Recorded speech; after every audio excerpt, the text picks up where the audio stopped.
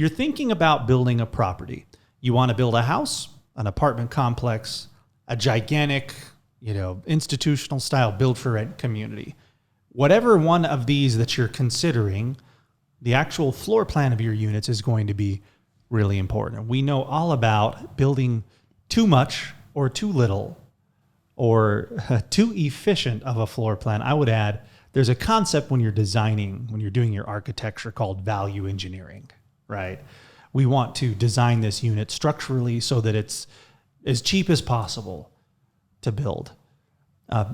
We want to make it a part of this show where we own our mistakes. I think we've got a couple of units that have been over value engineered. Probably a way for the layman to understand that is it looks like a military barracks. So what would make you go from, how do we go from this is a nice, cozy place to live, it's custom designed, to military barracks? We got to be somewhere in the middle. What do you think about that? So I want to back it up just a little bit. My first thought when we're talking about, I guess, floor plans, upgrades, what we're going to be talking about today is, what will the city allow, right? Isn't that maybe your starting point? It has to be. Right? And so obviously, if you're trying to make as much money as you can, you're probably going to want to get the most density as possible, usually.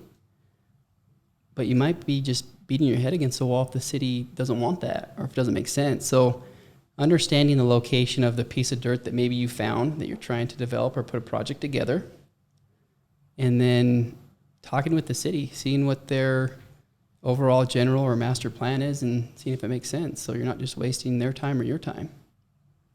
And I think also be open to doing different kinds of product type within a specific location, right? So maybe you say, okay, I can do some townhomes, I can do some single family, I need to do some stacked flat type of product. So being open to that to get the density that you need, maybe that the city wants.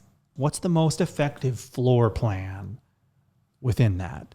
What are some of the observations and lessons that you've learned as we've thought about floor plans and seeing them put into practice?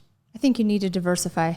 I know some areas we've done 2-bedroom units, we've done 1-bedroom units, we've done 3 bedrooms, we've done townhome style stacked, but be diverse. If you want to stick with townhomes, then maybe see if there's a way you can do a 3 and a 4-bedroom townhome.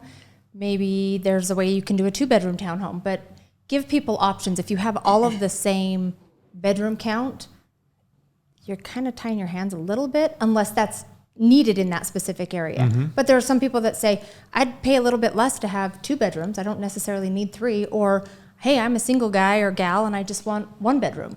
So see how you can maximize that in your floor plan layout. But I totally agree with you. Have variety. And you could have a couple different 3-bedroom layouts if 3-bedroom is the ticket and it makes sense for that location. But I know we've done projects where we have 3-story 3 bedrooms and that's all we had. If we would have had a 2-story 3-bedroom and a 3-story 3-bedroom, that would have made a huge difference. So have a little variety in there is huge. I agree with you on that. You're going to feel that in your lease up. I think, let's say you do your analytics, right? We look at CoStar a lot. We've even gone into local apartment communities and talked to the leasing agent just to learn about what do they really see in here. Well, one thing that you can tell is, oh yeah, I have no 3 bedrooms available until November. I have these 4 2-bedrooms available and we're running a rent special. What did the market just tell you there? They need 3 bedrooms. Yes, it's time for some 3 bedrooms and we probably don't need as many 2 bedrooms.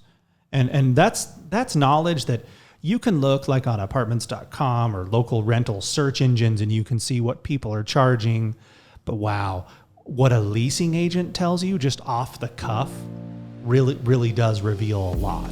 Very valuable. It is very valuable.